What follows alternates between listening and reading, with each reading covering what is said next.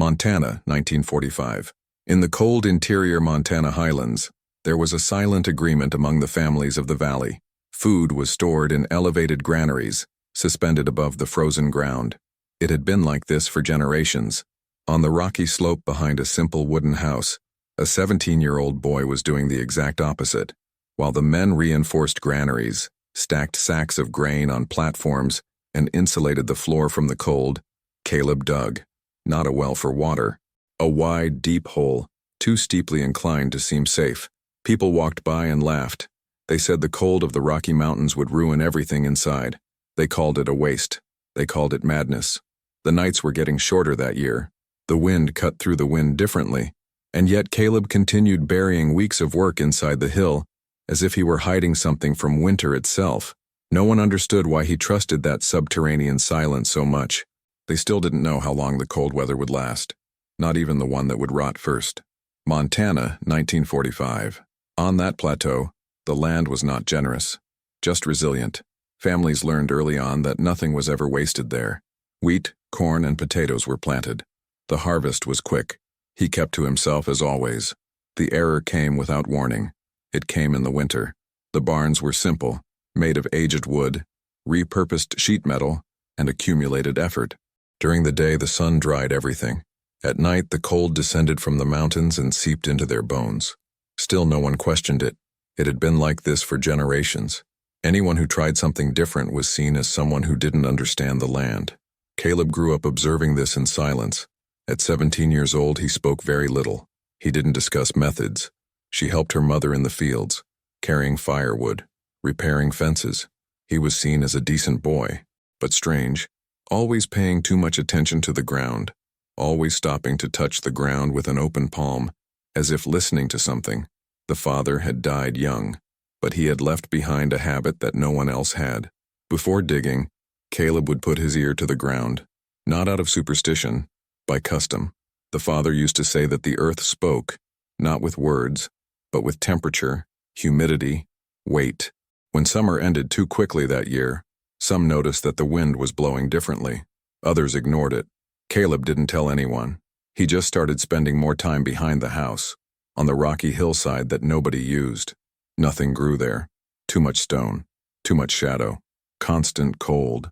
The neighbors were surprised when they saw the first shovel go into the hill, then the second one, then the third. "He's burying food," someone commented, chuckling softly. Another replied that the cold would ruin everything before Christmas. Caleb did not answer. He continued digging. The hill didn't complain. The hillside has never been a place of work. Loose stone, hard ground, shade almost all day long. The elders used to say that nothing ever took root there. That's why nobody cared when Caleb spent hours in that forgotten part of the property. At first, he didn't dig much. Tested. It stopped. I was waiting for the end of the afternoon. He would return the next day and correct the angle. The hole didn't go straight down. He entered the hill at a slight incline, as if he were following something invisible. When his mother asked what he was doing, Caleb simply replied that he needed a cooler place. He didn't explain why. He didn't ask for help. She observed suspiciously, but did not insist. The neighbors started to notice when they saw sacks of grain being taken there. Not all of them. A few at a time. Always at dusk. Someone commented that he was burying his own livelihood. Another said that the boy must have been too afraid of winter. The laughter came in short waves, never face to face. Caleb was listening. It continued. Inside the hole, he lined the walls with stones fitted together by hand without mortar. The ground received a thick layer of dry clay mixed with straw. Nothing seemed certain. Everything seemed adjustable, as if the mistake had been planned from the start. There were nights when the cold outside made the air inside the shelter seem warm by comparison. Caleb felt it firsthand. He didn't tell anyone. It only went a few more inches deeper.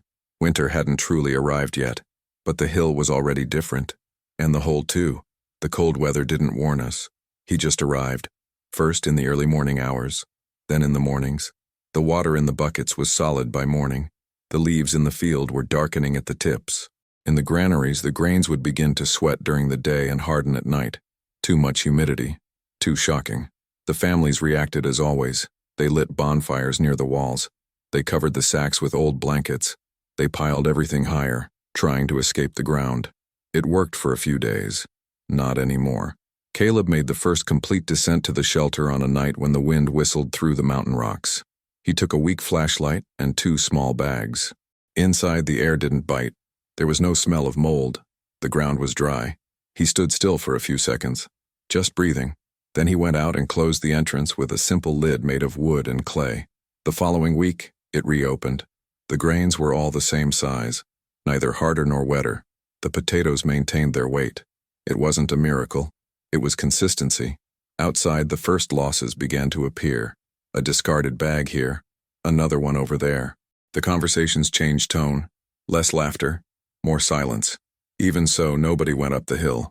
Caleb continued bringing part of the harvest into the field. Never everything. Winter still had a long way to go, and that was just the first test. The mistake didn't come from the cold. It came from a hurry. On a night when the wind wouldn't stop and the sky seemed lower, Caleb decided to widen the entrance. I wanted to make transportation easier. I wanted to buy time before the ground hardened completely. He dug too hard to one side. Little, but enough. As he leaned his body weight to remove the last shovel, he heard a short crack, too dry to be ignored. The ground gave way a few centimeters. Nothing collapsed. Nothing screamed. But the silence has changed. Caleb turned off the flashlight. He stood still, breathing slowly, feeling the hill settle down again. That night, he took nothing else with him. He closed the entrance as it was and returned home with dirty hands and his head down. He didn't sleep. I knew I had pushed beyond what was permitted. 2 days later, tragedy almost struck. Not with him, but with his mother. She slipped while carrying water near the slope. His foot sank exactly where the earth had been disturbed. Nothing serious. A scare, a scraped knee, but it was enough. The neighbors finally spoke up.